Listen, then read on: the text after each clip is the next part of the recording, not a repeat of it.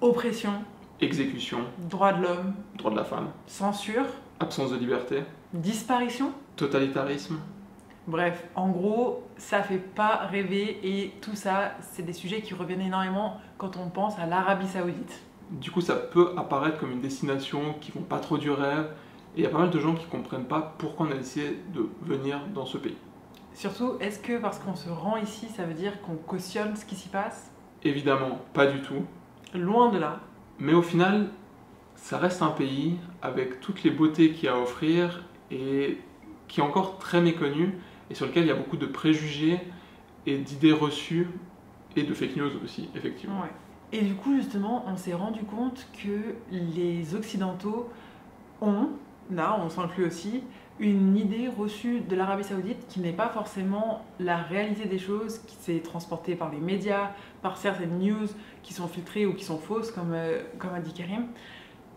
Pas tout est à prendre au pied de la lettre en tout cas. Et là, on a décidé de déconstruire certains faits, certaines idées reçues avec vous, de vous transmettre un petit peu de nous, notre ressenti après une semaine passée en Arabie Saoudite. Il nous reste une semaine et on s'est rendu dans des endroits qui n'étaient pas que des endroits touristiques et je pense que c'est important de le préciser. Donc c'est parti pour cette petite vidéo. Du coup, on vous invite à faire comme nous, à vous caler dans un fauteuil, à vous prendre un petit thé ou un petit café ou n'importe. Un petit chai. Et en fait, c'est juste un nouveau format qu'on a décidé de faire où juste on se pose, on discute un peu de certains préjugés qu'il peut y avoir sur des pays ou sur des endroits précis ou sur à peu près n'importe quoi en lien avec le voyage évidemment. Et juste d'en discuter, vous faire part de nos impressions, de nos avis là-dessus et aussi d'ouvrir à la discussion. Donc si vous avez des avis ou s'il y a des choses qui vont changer, mais n'hésitez pas à nous en faire part dans les commentaires si vous avez appris des choses, si vous avez d'autres informations, parce qu'évidemment on n'a pas la science infuse, c'est par rapport à nos recherches, notre ressenti, donc on est totalement ouvert à la discussion en commentaire. Et surtout n'hésitez pas à nous dire si ce nouveau format vous plaît en commentaire aussi, comme ça on saura si c'est une chose qu'on peut continuer à faire pour les autres pays ou pas, en tout cas si ça vous intéresse ou pas. Et en fait, cette idée nous est venue un peu d'un article sur lequel on est tombé et qui parlait de l'Arabie Saoudite. Et en lisant et en voyant maintenant la réalité des choses, on s'est rendu compte qu'il y avait énormément de choses totalement fausses. Et pourtant, c'est un article qui date d'il y a quelques mois à peine. Fin 2022. Donc c'est pas un article qui date d'avant l'ouverture au tourisme, etc., etc. Et en gros, on va aborder plusieurs thèmes principaux. Le premier, ça va être les interdits sociaux, globalement en Arabie Saoudite. Ensuite, on abordera le sujet de la femme, brièvement, parce qu'il y aura une vidéo qui sera dédiée spécifiquement à ça. Et enfin, on aimerait parler aussi du gouvernement, à la fin, et un petit peu... du côté éthique de la chose. Voilà, exact. Donc, commençons par les interdits sociaux. Il est apparemment interdit... D'après l'article, toujours. D'après l'article, la mixité dans les restaurants et les transports en commun serait interdite. Honnêtement, on a été dans des restaurants, dans des hôtels, alors certes c'est différent, on a été dans des restaurants en dehors, dans des endroits perdus au milieu de nulle part. On a vu des hommes, on a vu des femmes, des enfants. Ça nous a pas du tout choqué, il y avait à aucun moment où des gens n'étaient pas tolérés dans des restaurants en fait. Après, c'est vrai que plus on s'éloigne des villes, des grandes villes, plus on va dans les endroits reculés, moins on voit de femmes de manière générale dans la rue et dehors.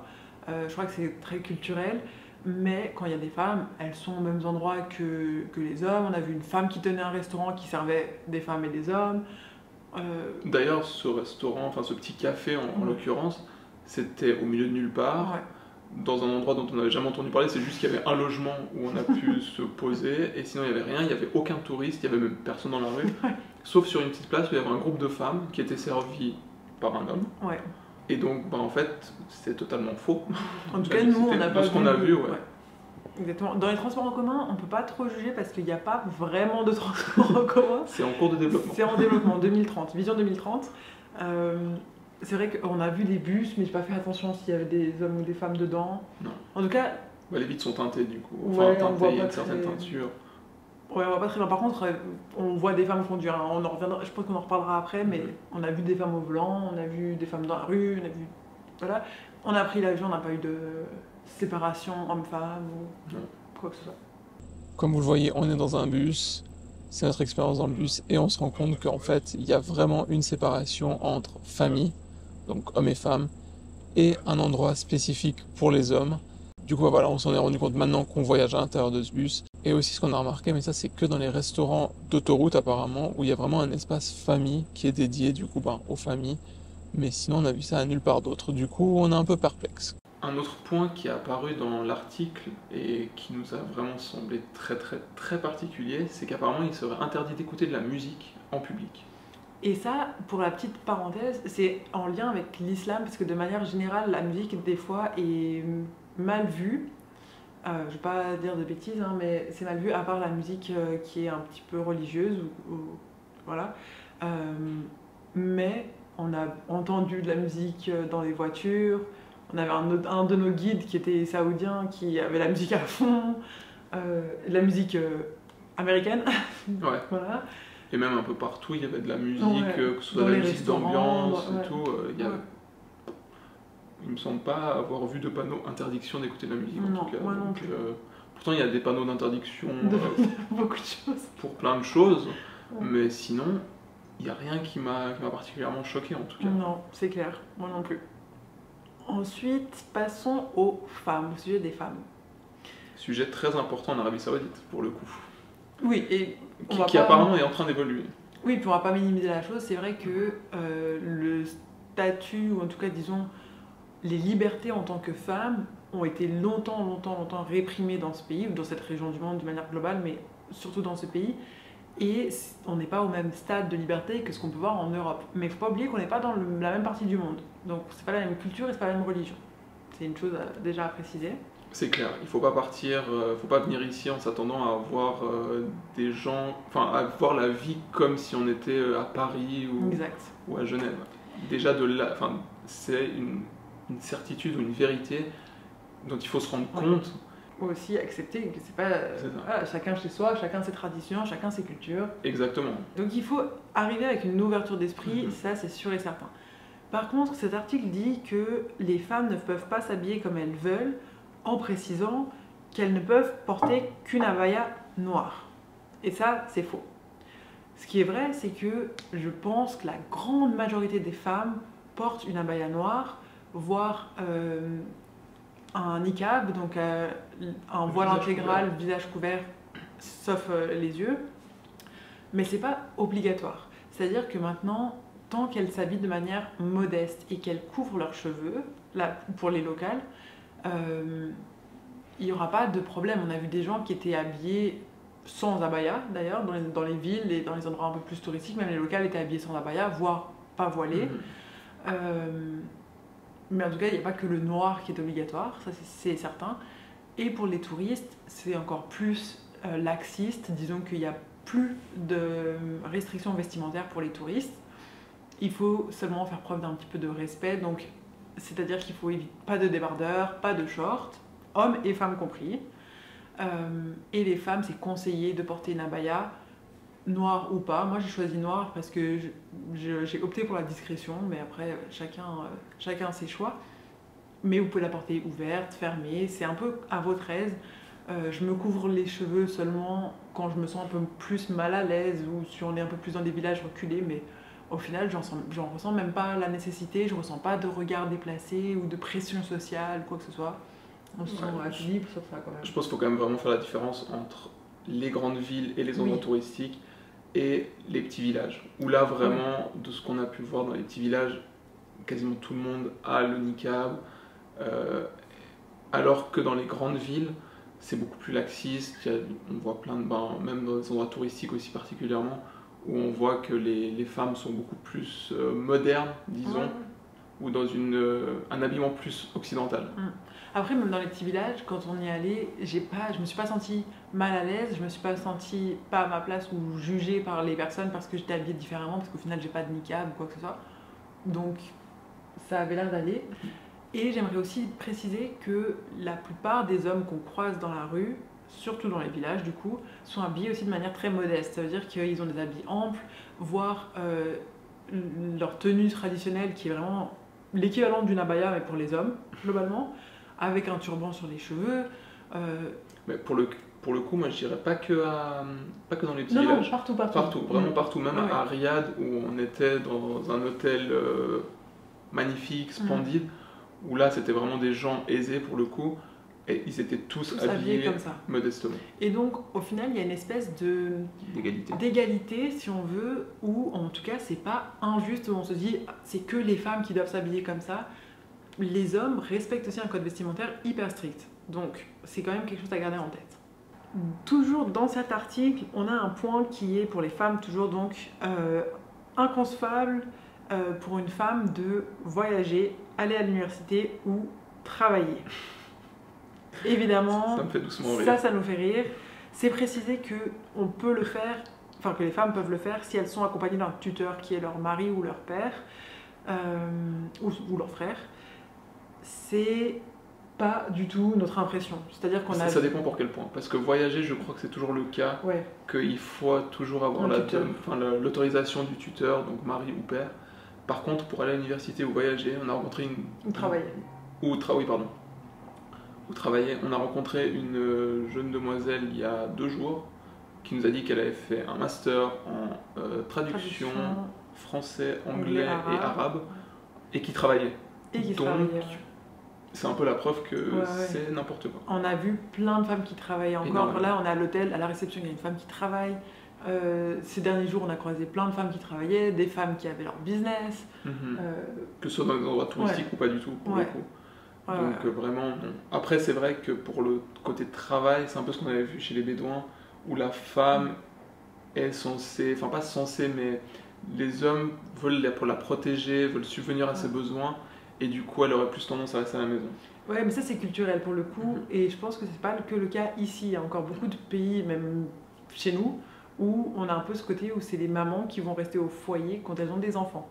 Et ça, je suis désolée, mais c'est vraiment pas spécifique à l'Arabie Saoudite. Alors c'est peut-être plus marquant ici parce qu'on a cette impression que les femmes sont beaucoup plus oppressées. Je dis pas que c'est pas le cas, attention, hein, mais je dis qu'il faut faut tempérer nos paroles et nos idées.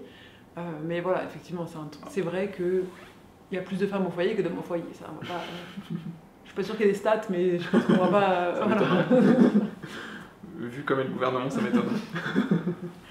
Et du coup, en parlant du gouvernement, c'est un peu là que la question se pose de est-ce que c'est éthique de visiter ce genre de pays, sachant que le gouvernement, j'espère qu'il n'y a pas de micro, dans la chambre d'hôtel, pratique l'oppression des exécutions publiques, pour un oui ou pour un non, que quand on vient ici, on doit certifier qu'on ne prend pas de drogue avec nous sous peine de mort, quoi. Sous peine d'être tué. Un peu radical. Ouais, et tous les antécédents qu'il y a eu, est-ce que vraiment, à ton avis, c'est éthique de venir dans ce genre de pays ? C'est une question qui se pose et qui est légitime, moi je trouve, parce que c'est vraiment une raison pour laquelle ça fait 2 ans que Karim il aimerait qu'on vienne ici pour visiter le désert de Haloula où on s'est rendu et où je dis je ne veux pas aller en Arabie Saoudite, je ne mettrai pas les pieds là-bas, je ne cautionne pas ce que fait le gouvernement. La preuve c'est qu'on a voilà. J'ai gagné. La vérité c'est que c'est clair que on cautionne pas du tout ce qui se passe, mais comme on cautionne pas le gouvernement de plein d'autres pays. Et ça, je pense que si on commence à se dire je ne vais pas là-bas parce que je ne cautionne pas le gouvernement, alors on va plus nulle part parce que la Suisse finance énormément les productions d'armes. Un grand exportateur d'armes. L'Espagne exporte beaucoup d'armes aussi en Arabie Saoudite justement, donc on va plus en Espagne. Les États-Unis, le gouvernement, juste le système politique n'est pas ouf non plus. Et la France, il y a quand même beaucoup de détracteurs du gouvernement. Non, et c'est vrai que du coup, de manière globale, on peut dire ça pour plein de gouvernements. Et il ne faut pas oublier que quand on vient ici, on ne vient pas pour aller boire, bon, pas des bières du coup parce que c'est interdit. Des bières sans alcool. Des bières sans alcool ou du jus de date avec le gouvernement. On vient ici pour rencontrer les locaux, pour voir la nature, découvrir l'histoire qui est hyper intéressante. Après, il y a toujours le côté qu'en tant que touriste, on va consommer, on va dépenser, et donc du coup, ça va financer quand même le gouvernement et leur ramener de l'argent. Ouais, c'est clair. Donc il y a toujours aussi cette question. Ouais, t'as pas envie de financer un gouvernement que tu cautionnes pas. C'est ça. Clairement. Mais d'un autre côté, on permet aussi à des petits commerçants, à des locaux vraiment de vivre peut-être 1 ou 2 mois de plus grâce à l'argent qu'on dépense chez eux, ou même juste, on voit qu'ils sont hyper contents de partager leur culture. C'est ça, je pense que c'est surtout ça qu'il faut faire attention, c'est vraiment la différence entre le gouvernement qui est très carré, radical, et les gens qu'on rencontre qui sont hyper bienveillants, hyper gentils, toujours là pour aider. Et vraiment, c'est là qu'on voit une énorme différence. Après, c'est sûr qu'on ne se sent pas toujours à l'aise par rapport à toutes les questions qui entourent le pays et les comportements qu'on doit adopter.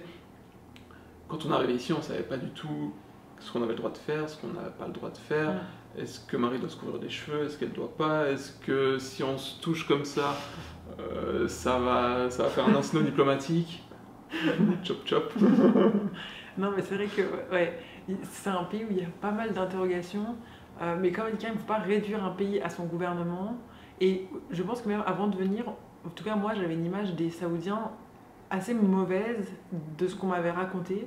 Et au final, la vérité, donc ce que nous on a vu, c'est vraiment des gens très gentils. Après je dis pas que tout le monde est gentil, il n'y a jamais un peuple qui est à 100% gentil de toute façon. Les Français les premiers, arrêtez de râler. Mais je suis française, hein. Coucou. Mais effectivement, en tout cas, on a eu un super feeling avec les habitants.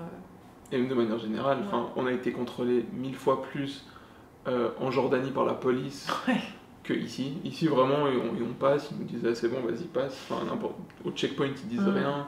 Il y a la police un peu partout, donc aussi ça c'est bien. Très safe. C'est ça, on se sent en sécurité. Après, est-ce que c'est pour des bonnes raisons ou pas? Ouais, c'est ça. On discutait avec un Iranien et je pense que les gouvernements sont quand même relativement proches dans la façon de gérer leur État.